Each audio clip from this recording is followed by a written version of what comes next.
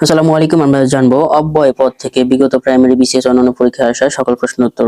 চ্যানেলটি সাবস্ক্রাইব করে সাথেই থাকুন। তুমি তো ভারী সুন্দর ছবি আঁকো বাক্যটিতে কোন প্রকার অব্যয় ব্যবহৃত হয়েছে? এখানে অনন্য অব্যয় ব্যবহৃত হয়েছে। তুমি না বলেছিলে আগামীকাল আসবে, এখানে না এর ব্যবহারিক অর্থ হচ্ছে হ্যাঁ বাচক।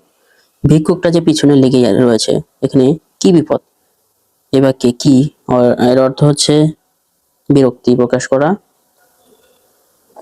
মরিমুনি কি সুন্দর প্রভাতের রূপ। বাক্যে মরিমুরি কোন শ্রেণীর অব্যয়? মরিমুরি হচ্ছে অনন্যই অব্যয়। কোন বাক্যে সমুচ্চয়ী অব্যয় ব্যবহৃত হয়েছে?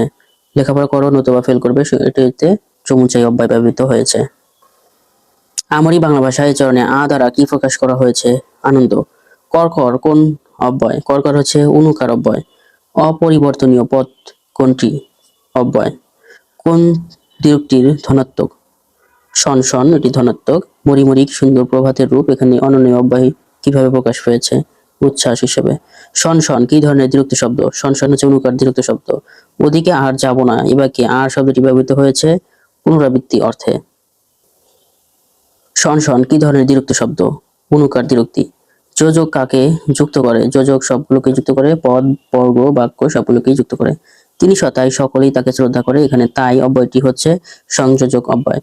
বৃষ্টি পড়ে টাপুর টুপুর, এর মধ্যে টাপুর টুপুর কিরূপ অব্যয়? টাপুর টুপুর হচ্ছে অনুকার অব্যয়। কোন যোজক একে অন্যের পরিপূরক হিসেবে ব্যবহৃত হয়? সাপেক্ষ যোজক। দূর একথা কি বলতে আছে, এবাকে কোন আবেগ প্রকাশ পেয়েছে? অলংকার প্রকাশ হয়েছে। সবকটা জানালা খুলে দাও না বাক্যে না এর ব্যবহার অলংকার সূচক। না কোন জাতীয় শব্দ? অব্যয় সূচক শব্দ। এক যে ছিল রাজাই বাক্যে যে কোন ধরনের অব্যয়? বাক্য অলংকার। কল কল রবে ধ্বনি নদী বইছে, এখানে কল কল কোন অব্যয়? কল কল হচ্ছে অনুকার অব্যয়।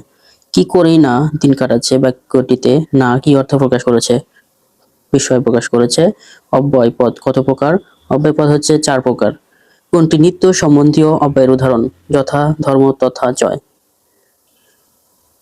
মন্ত্রের সাধারণ কিংবা শরীর পতন, এখানে কিংবা অব্যয়টি কোন অব্যয়? বিয়োজক অব্যয়। লোকটি দরিদ্র কিন্তু সৎ, এই বাক্যে কিন্তু হলো সংকোচক অব্যয়। পলাশ দেখতে সুন্দর বটে কিন্তু গন্ধহীন, এখানে কিন্তু কোন ধরনের অব্যয়? কিন্তু হচ্ছে সংকোচক অব্যয়। এবং কোন পদ? এবং হচ্ছে অব্যয় পদ।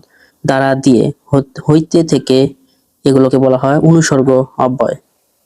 ভিডিওটি ভালো লাগলে অবশ্যই একটি লাইক দিবেন, চ্যানেলটি সাবস্ক্রাইব করে সাথেই থাকুন। হু হু করে বাজারে জিনিসপত্রের দাম বাড়ছে, বাক্যটিতে হু হু কোন অর্থে প্রযুক্ত? হু হু ধনাত্মক অর্থে।